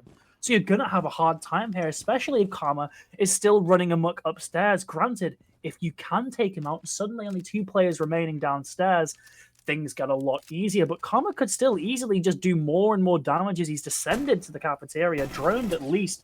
But I'm not sure how close any of these Eclezya players are to actually convert on that intel. There's 2 of them here trying to get this pick. They need to take him out, and they need to take him out fast because there's only 38 seconds remaining in this round. They need to do something here, and it looks like the decision's been made to just leave him alone. Go towards this basement, get an execute going, but that's a massive risk because Karma could easily just win this round himself. Because I don't even know that mirror window's already been shot out. Maybe it's just not everything being communicated as easily as it could have been. The only saving grace here, well, that's certainly one of them. Akka's found a kill. I was going to say it's a 2 versus 3 on the bomb site, and it certainly is now. Karma has come down to return, but it's now 1 versus 3. Jawa, last player left alive, into red time, finds the first. Players got off the plant. Dayu now trying to stick it. Eden, though, is there, continuing to work his magic. And Eclezya, they found 3 rounds in the half. They cannot lose their attacking half on Nighthaven Labs. That is mental. That gaming, please take a timeout or something, because you need to halt this momentum. Please pick like it's going to happen. Yeah, pick Azami. You can't pick Fenrir because Fenrir is banned. Pick Valkyrie. Pick something. They're being caught out because they don't have information. They did it! They picked Azami and Valkyrie! Yes! Let's go! Okay, there we go. Because they've been caught out on just not having enough information. We saw it on that bottom floor. They walked into Atto's line of sight, even though he'd already got a kill from that position. They weren't communicating things effectively. They didn't have the right information. This is how you fix that. You have a Valkyrie. You have Azami as well to just really bolster your positions. Mozzie as well. It hasn't quite been working for them, but if they can get Mozzie to work, they should be having a pretty good time here on the defense. However, they're back on the top floor, and they did kind of get humbled up here in rounds 2 and 3. You realize if they lose this now, we're gonna look like massive clowns. But I do like the Azami pick. Like, something that's sort of been lacking for these defenses throughout both Skyscraper and Nighthaven. Particularly with Nighthaven, it's already a map that helps you with a lot of fortified positions for the defense. Azami allows you to fortify them even more. Look at that cheeky little half wall being placed there towards the end of rafters, allowing for a bit more cover when you peek out towards the door, and also stopping any attackers from being able to walk across it. I believe it forces a bolt out of them, so it just helps with that already bottleneck of a position even more here for Zach Gaming. Still, though, we're not really seeing the early aggression that we saw way back at the start anymore. It seems like Zach Gaming, as he said, they've been humbled and they've really taken it to heart. They've allowed Yasko already to just wander in towards site. He's taken down Yuri Cameron. Where is this defensive setup? Well, it certainly isn't countering Yasko, that's for sure. Eden now just really running amok with those shock drones inside of the site. Karma does find that kill, and Jawa might be in with a shout here to take down Atto. Akka's found a kill elsewhere. The doc could be cool as well. Should have given away this Azami's position. Indeed, Atto had read it, ready and waiting for that swing to come through. So 4 versus 2. Blessery and Risk now in a situation where they really need to be finding kills. Well, there was one, but that's all it'll be. Eclezya just march on through anyway. They isolated where the defense hadn't set up. There was a lot of focus over towards rafters, but Connector had been left pretty much empty. And that was like 40 seconds into the round, into the action phase. There was just an impact hole, and that was it. Inside a connector. Dare we say Eclezya really playing into split theory, Cameron? Splitting up, isolating those weaknesses, pushing where the defense is at its worst. Split theory. Lucy, what the... Oh, that's bad. Okay, we have the 2 round though. We have the 2 round. Very strong operator. They've clearly learned from their mistakes. They're bringing the MPX this time. They're up to gamble it all on a DMR. So they've got their wonderful little hold down left click go brrr weapon. So good for Risk. You know, he can maybe find picks with it this time. The Melusi though is a problem, and I guess the only thought process with the Melusi, that's very clearly a reactionary pick. Jawa and Zach Gaming as a whole saw how quickly and how easily and how almost hidden Eclezya were with how quickly they just pushed the site. Pop Melusi, slow them down. Use Tubero, slow them down. That's the play there. But that wasn't the problem. The problem wasn't that Eclezya played it fast. The problem was that Gaming had no setup. And now they've got Melusi, who has very limited kind of influence nowadays, and Tuberam, who still hasn't been fully kind of labbed out, fully discovered what potential there is. I'm still sort of scared for Zach Gaming here. It seems like they haven't quite applied the right solution to the problems they've been facing. Yeah, it feels like they're trying to find a solution to a problem that they don't have.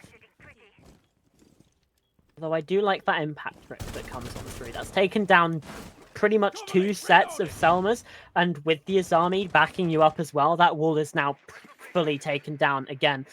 We saw the ice canister used on this connector wall as well from the tuber out of Risk, although they are now in a bit of a trickier spot now that the wall has been taken down. The Twitch is just such an effective counter to most of the setups that we can see being brought along, and indeed Yasko just takes a swing again, an early kill from this Dokkaebi, as Eclezya yet again are just pushing on through. Blissery couldn't quite find that kill. However, there's 2 kills in response for this defensive side. Karma's found the run out, takes the kill. Eden now in a 1 versus 2. Somehow, some way, Eclezya on the back foot. Eden, however, is the one that has been finding the most impact. It doesn't have any information. It's taking these face checks, taking these swings. Has no intel as to where these players are. Can Eden win it, Joe? That's my question. Well, there's no potential for a Nitro from below, but it looks like Karma has cycled back towards that top floor as he is. In fact, maybe adopting a bit of a cheeky angle, seeing if he can catch Eden on a rotate, but it looks like the push is going to come from IT here, from the Twitch. F2 in hand, we've seen him do mean things with this gun so far throughout this half. He knows where this player is. If he can isolate one of these 2 defenders, he has a very good shot here. Karma already on low health, and Jawa lower than the Twitch and with a worse gun on top of that, but it's an off angle. I don't think Eden will anticipate the prone, so all signs point as being a Zach Gaming round of drone and pocket, but so little time. It's going to be a very quick scan of things, and crucially, doesn't spot where Jawa is playing on that prone angle. Eventually gets a glimpse of him crouching and standing up, but still, he's moved now. There's no real time. 24 seconds. Eden's going to have to make magic happen here. A miracle will have to occur if Zach Gaming lose this round, as Eden has at least managed to get a foot on the side. Sees the foot as well. Takes down Karma. Surely so not. Winnable, a miracle. Eden does it. There's no way that Zach Gaming should be allowing that to happen. He had a crossfire set up, but they look away. Eden's allowed to cross into a position where he can isolate 1v1 gunfights. As soon as he's through that doorway, through that threshold, suddenly he's in a much better position. And the prone was not the right decision-making in that moment from the defensive player. I want to say Karma inside of that corridor. It was Karma, yeah. That's and then takes the swing. It's a 50-50 gunfight in the end there, and he happens to win that out. But well, we say 50-50. The MP5 versus the F2. I know I'm betting money on that. That's true. But you're taking both of these players are moving sideways as it happens as well. It's kind of just who can react quickly and just guess where the other player is. It's a very much of a coin toss. Coin toss of a gunfight. And Eden won it out 11-2 in that first half. And crucially, a 5-1 attack for Eclezya. They've already won that first map. To be honest, Joe, I think I can see why Eclezya picked Nighthaven Labs. They've been storing this in their locker, and I don't think any team will be wanting to take them here after this performance, because they have just looked so strong. Like, they know how to attack this map. We could see that they were drilled. They could see that they'd practiced. Zach Gaming not quite the same. And, I mean, this has just been a hell of a performance. Absolutely, and on top of that, Eclezya, they get onto this defensive half off the back of a clutch. You're already in a comfortable spot, and now you're going to be... Emotions are at a high here. Zach Gaming have got such an important round ahead of them. If they lose this, it's over. Sure, Eclezya haven't got 7 yet, but going down 6-1, having to attack 5 more times, you may as well just forfeit the match at that point. There's no chance you can come back from it. Luckily, though, Zach Gaming are getting pretty aggressive. Karma charging up this meeting room hallway, doesn't quite get a pick, but still clears away this ground. There's a prone defender there, trying to get a bit of a surprise off on one of these attackers. Look how many people playing around connector. We're seeing a key difference in the way these teams approach it. Eclezya really valuing this crown, whereas Zach Gaming were more than happy to throw it away. It's really going to be interesting to see which of these two approaches pay off, as Yasko is holding incredibly close to that rotate. So much utility being used by Zach Gaming, and if they lose a player here, that's going to be simply heartbreaking. Yeah, absolutely. The Sony gates as well. Those laser gates just being used to make sure the attack think twice about pushing through the doorway. Yasko was ready, waiting for it. There's a second for Yasko. Can he get a third? Yes, they don't know that he's swinging. They've got absolutely no idea. Risk has found a double somehow. Jaren Aka traded as well inside of that back half. And Solid, it's only a 1 versus 2. Atto and Yasko, though, still with the setup. Risk doesn't have the diffuser, and these players are sitting behind shields. It's just a very difficult task. And Atto's found the feet. He's found the shots. And Eclezya, they found series point. And Zach Gaming, they're just 1 round away from being knocked out of the tournament.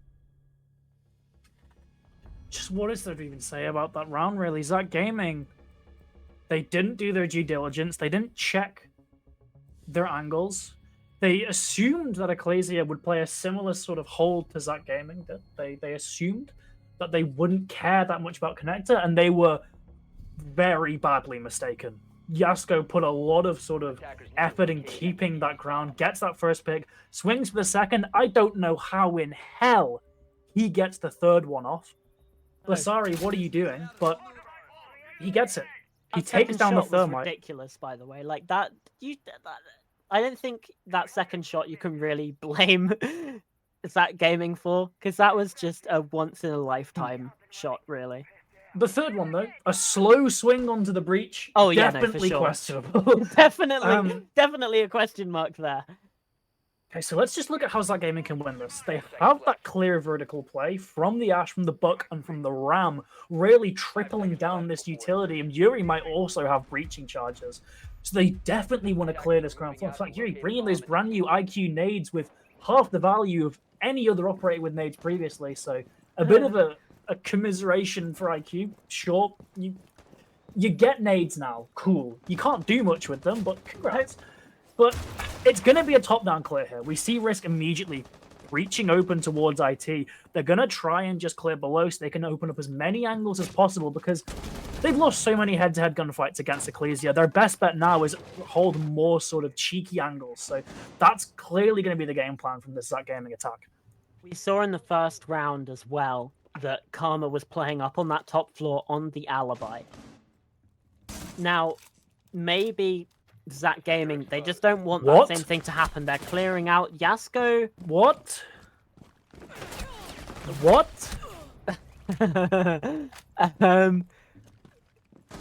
Got a little bit silly, I guess. How do you explain that? Yuri's found a double as well. It's taken down Atto. I don't know what to say. I'm fully lost for words. Apologies, viewers, because we are absolutely dumbfounded at what we just saw. It looks, though, like Zach Gaming are making a lot of progress with this vertical clear. We're seeing the power of these operators combined.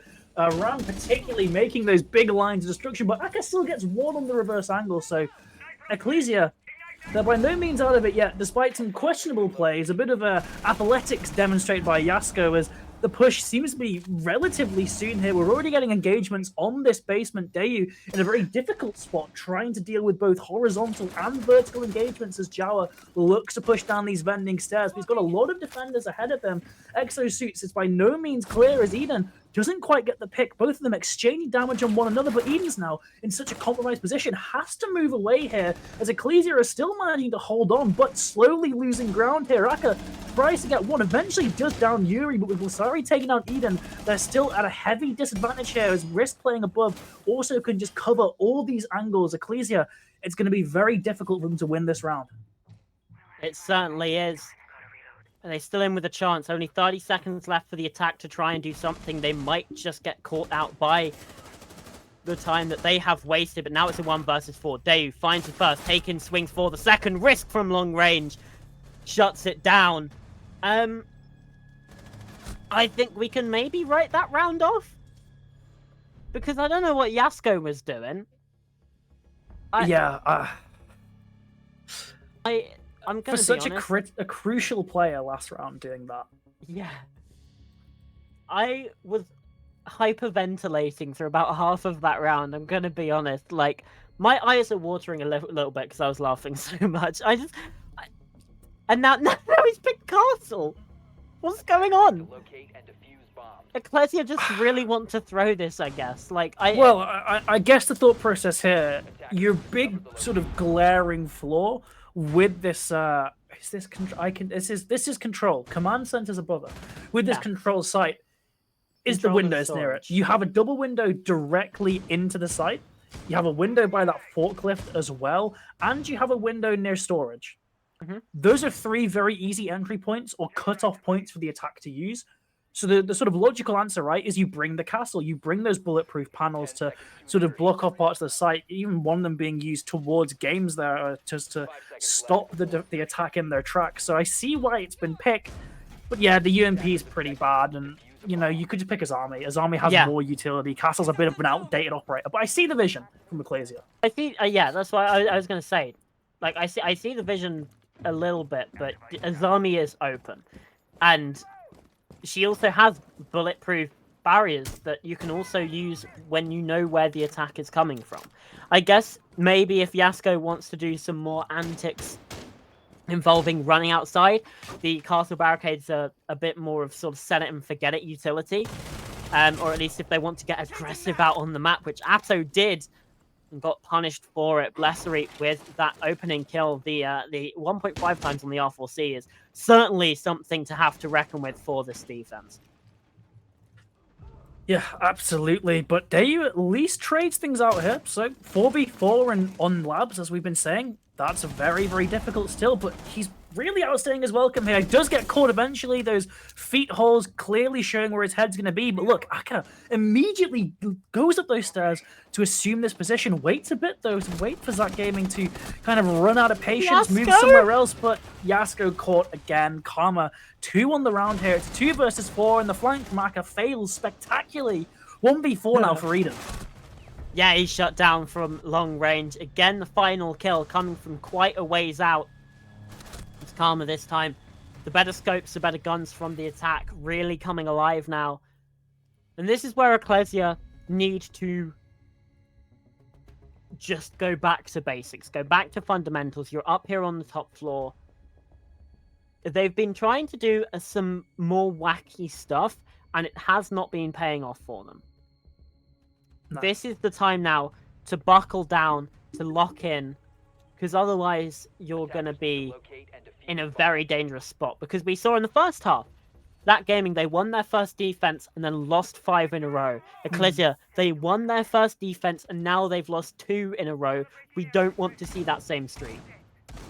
Yeah, we appreciate a bit of silliness from now and then. Yasko really kind of filling up our silly meters for today with just his bit of cross-country sprinting around the map. But yeah, as you said, the more rounds you lose here in a row, the more momentum you give to Zach Gaming, and the closer it gets to overtime. So Eclezya, just buckle in, get serious, win this now. You've got second floor, brilliant sight. You defended it really well last time. You've got that Azami, you've got Mirror, you've got Frost, you've got Warden with a shield as well. So much utility for Zach Gaming to really play against. You've just got to play around it. You've just got to stop them from really walking into sight. Don't make the same mistakes as Zach Gaming did, and you're sort of guaranteed to win here. It's Nighthaven. It's already so defend-decided. Just do the bare minimum, and you're probably going to win. Yeah, absolutely. I mean, if Yasko could get an absolutely bonkers 3-piece as well, that would be quite helpful for them.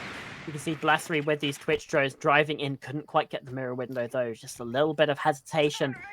That means that there's some utility wasted there. Still has another shock drone in pocket and will be using that as we see this connector breach opened as well.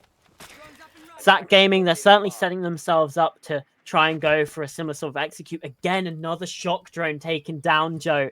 And that means that it's going to be quite tough now for the attackers to push in towards these positions with those mirror windows still up, with all of this defensive utility still in their faces.